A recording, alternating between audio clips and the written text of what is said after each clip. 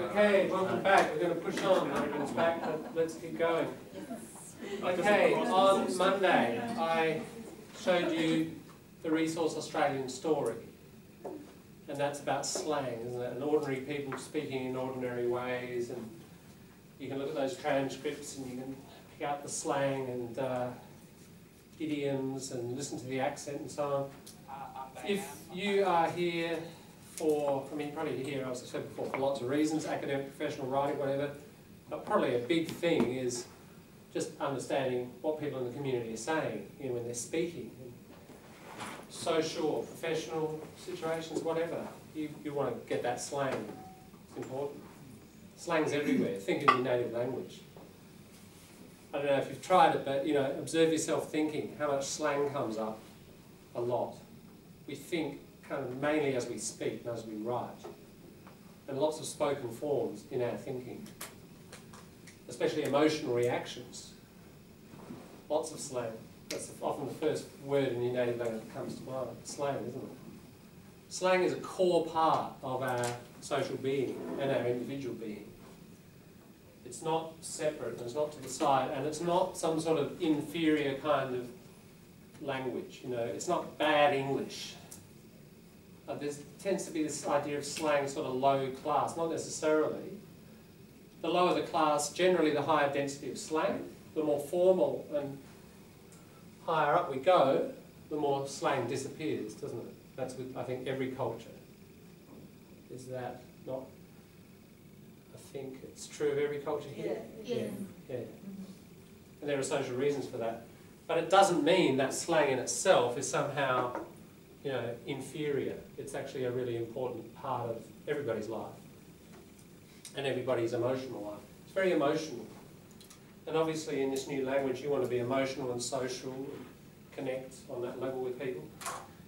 Okay, a few resources for really getting into slang. One, Australian story. So really use, you know, I'd say drill into one of those once a week. But in your reading, you know, if you're reading fiction, non-fiction articles, part of your fiction reading should often be these things. These are play scripts, so they're like what actors say in the theatre. Yeah. So I've collected these over the years from Oxford Bookshop. $1, oof, expensive, you know. So therefore they're pretty easy to buy. And okay, I'll just go through a few. We'll start with this guy, David Williamson. He's our most well-known playwright. We'll probably look at one David Williamson play, not these ones. But he's got a great ear for Aussie language. Let's just open up at random. Oh, that's a bit rude. I want to read that.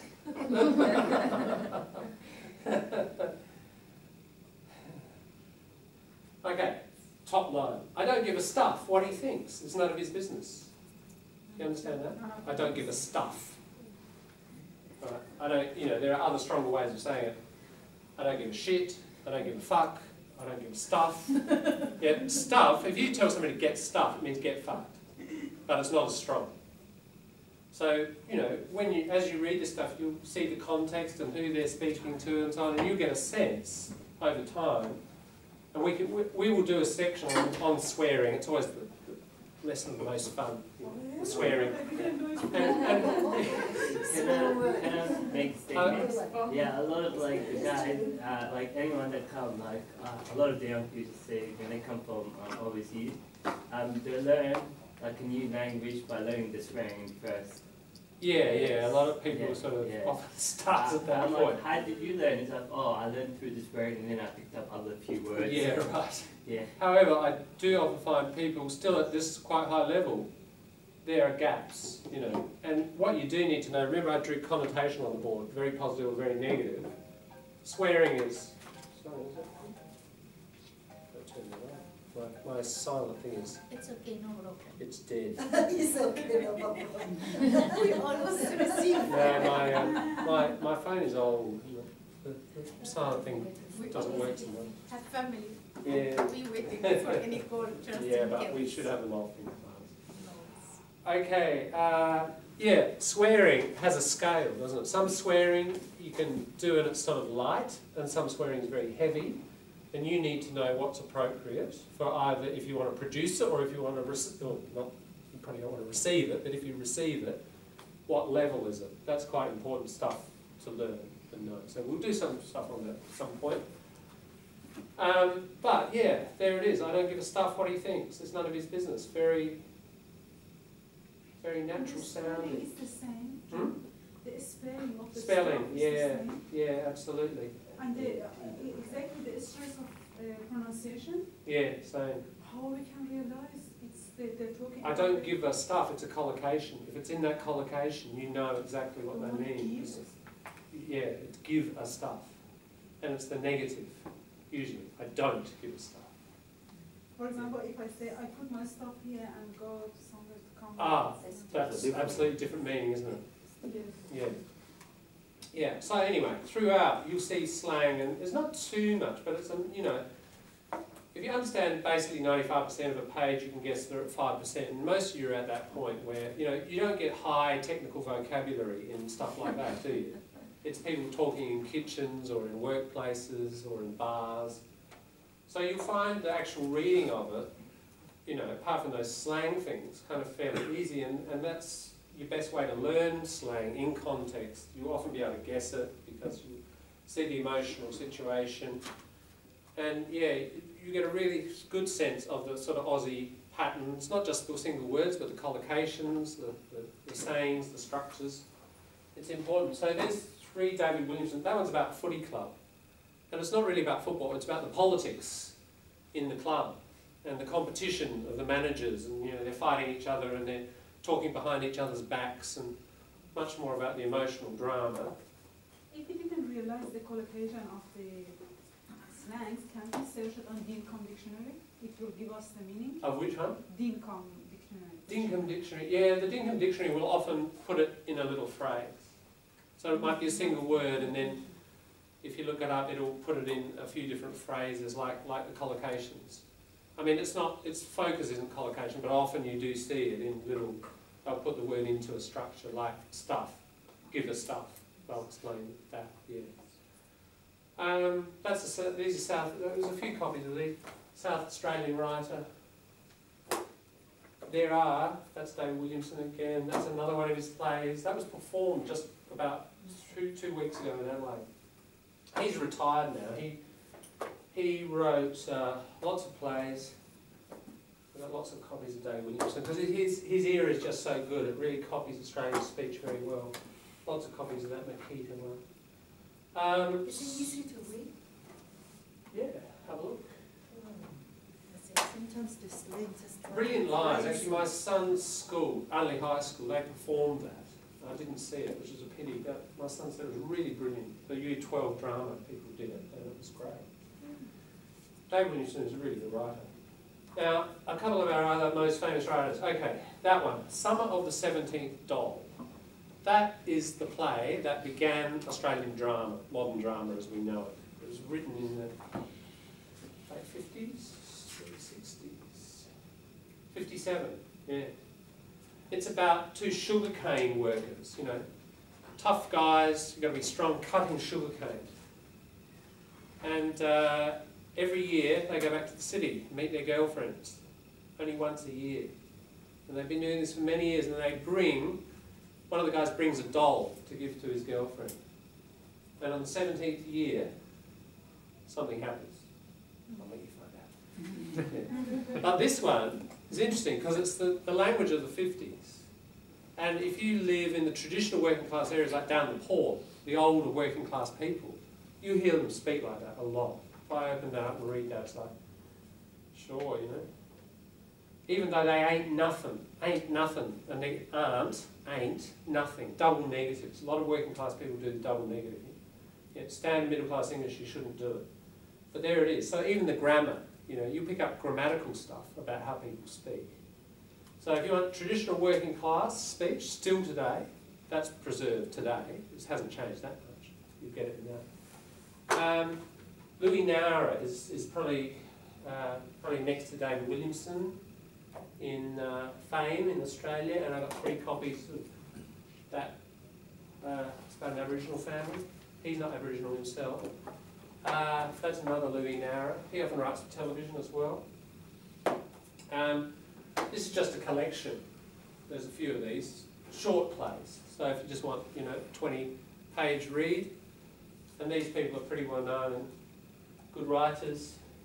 A couple of copies of that $70 one. There are some. That's Dave Williamson. There's Louis Nara. There's another collection. Dave Williamson, another collection. Peter Kenner, some of the $70. Yeah. That's another minor playwright. And look, there are a few Aboriginal people writing. So there's Aboriginal play, and Jack Davis is one of our most well-known Aboriginal writers. So what you get there is the way Aboriginal people speak English. Then wetchellers treat you all right. What's a wetcheller? I don't know.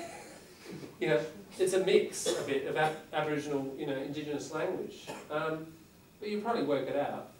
I'd have to read it. Somebody's goody is real bad. So they don't say, that's typical Aboriginal. Somebody's goody is real bad. They don't say are real bad. They drop out the R, like probably many languages do it, don't they? So Aboriginal people often transfer little grammatical elements from their native language over, and certain words. But 98% of it, 99% of it's English. But they have their own Aboriginal English, and that Aboriginal English will vary depending on what part of the country they're from and which language they spoke traditionally. So that can be kind of interesting. If you're ever teaching or working in medical professions and so on, that's often where you come across Aboriginal people. They're 3% of the population, but generally 10 times more likely to have social problems, whether it's substance abuse or hospitalisation or being in prison. Generally, the general thing is 10 times as much. 70 times, I heard the other day, domestic violence. Big problem there. My point is, if you're in a social, caring, helping profession, times 3% by 10, possibly up to 30% of your clients could be Aboriginal. So knowing a little bit about the way people speak and understanding why they speak like that can be kind of important as a cultural understanding thing. So you might like to explore that. So yeah, those are some reasons why I reckon this stuff's important. And look, the Oxfam Bookshop's got them, but they're obviously available for loan. So the same thing applies. We've got the book in there. And we might finish 10 minutes early, and if people want to explore and borrow, feel free to do that. And is it fine if I got a book of my own? Sure, yeah, absolutely. Like, just read it, whatever, your own stuff. Yeah. What you got there? And mine at a time. Oh, yeah. Right. Talks about children, different levels, different learning. Oh, yeah. Ability. Right. Ability, I think. Yeah. So it's about education, learning. Yeah, like, doesn't matter, like, if you're not, like, up to that standard, maybe you can get there over time. Sure, yeah. I mean, that's good non-fiction to be reading. As I've suggested to you, you always have one non-fiction, but always have one fiction as well. Because, as I've explained, fiction has different language features, doesn't it? And even different fictions do. If you read Harry Potter, for example, you're going to get different language from that kind of fiction. So change your fiction around so that you're continuously experiencing lots of different aspects of the language, and you don't just develop non-fiction, non-fiction, non-fiction, because then probably the range of expressions and collocations and slang available to you when you speak will be limited. For me, apparently, I find this book a lot easier to read than novels. Like if I read like story novels, yes. like, I don't know if I tend to get turned off the book, or maybe I don't get the concept, or maybe I relate more to the book. That's why I'm interested in it. I'm not sure, because if I read something like a teenager's novel or teenager's novel, like just to say Harry Potter, I tend to struggle with that. Harry Potter actually is pretty high level. Anybody tried Harry Potter? The vocabulary range is big. Yeah. It's actually tricky. And a lot of other stuff in there that I've suggested would be easier. And if you encounter too many new words, it's kind of demotivating, isn't it? So I think it's important that you always sample a book for a little, several minutes before you, borrow it or buy it. Absolutely. So always be reading lots of easy stuff. 1, 2, 3 new words a page. Nothing more than that. If it's higher than that, you'll probably turn off. But make sure, so be reading non-fiction, but read fiction and vary it, and at least, have some, I guess what this is a transcript, isn't it, of someone speaking, not a real person speaking, but someone speaking in somebody's imagination. So these guys managed to capture pretty well the speech patterns of the natives. So you'll learn a lot from that. Again, slightly different from Australian story, because Australian story is actually real, and that's still slightly artificial. But they'll both assist you. So you should be doing both. Yeah. So that's a resource perhaps you hadn't thought of before. Did you have the book I won? I don't. It's not in there. I'll bring it tomorrow. Yeah. The Roald Dahl. Sorry. Yeah. I sang it. Beauty contest. Ah, right. What would you do with that, Lynn? You write inside. We're making money. Making money.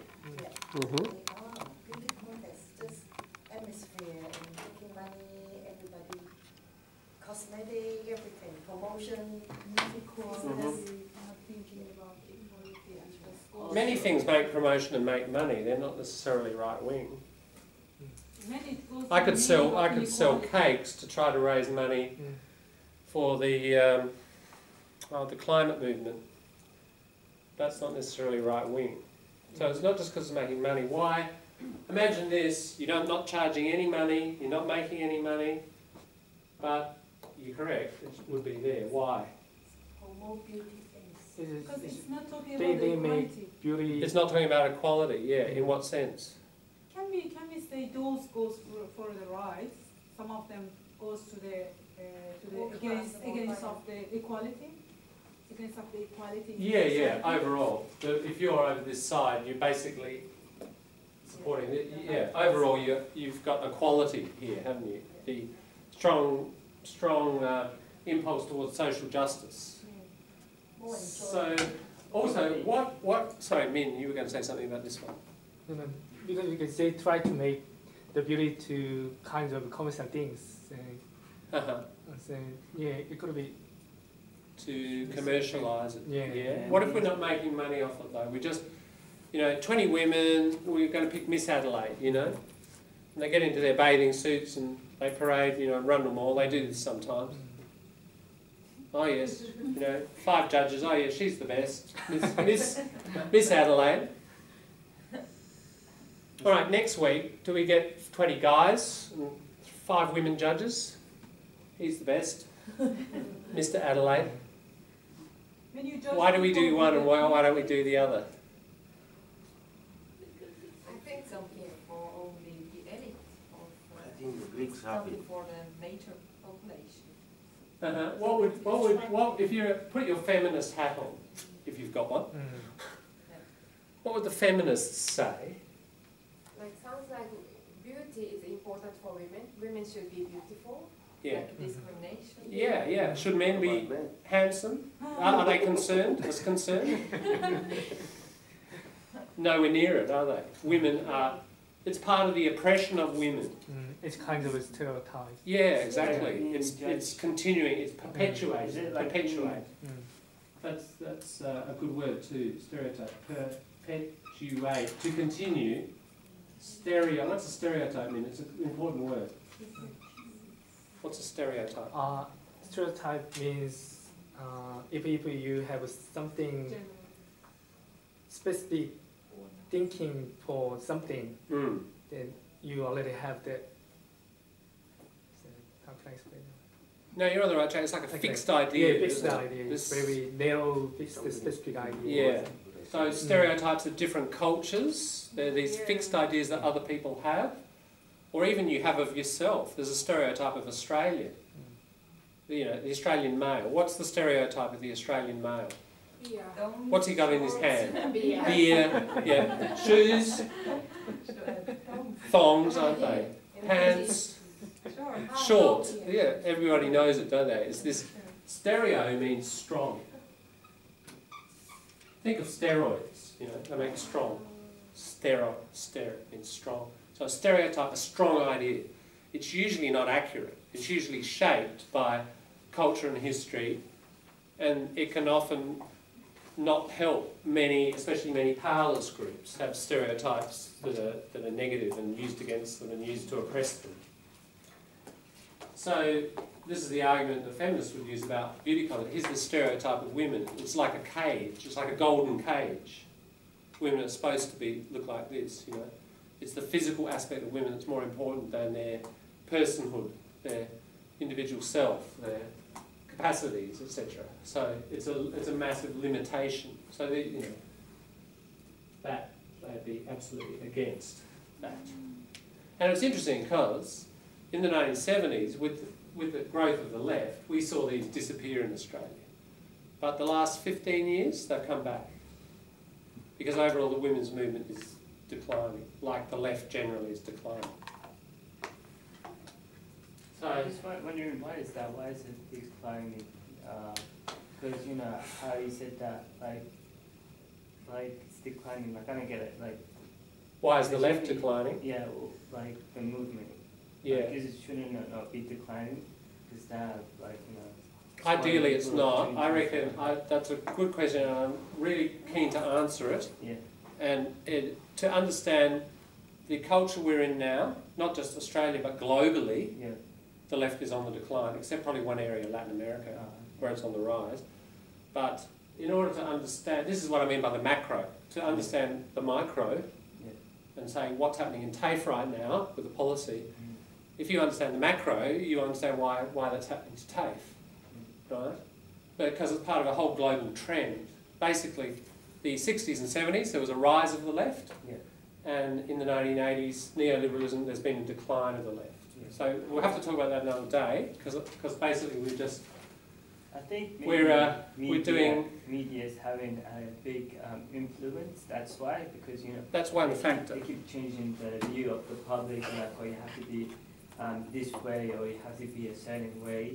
And you know, like a lot of people, they would agree without questioning it. They'd be like, oh, okay, sure. Let's go that way. Yeah. Media has a strong role to play, but it's not the only element.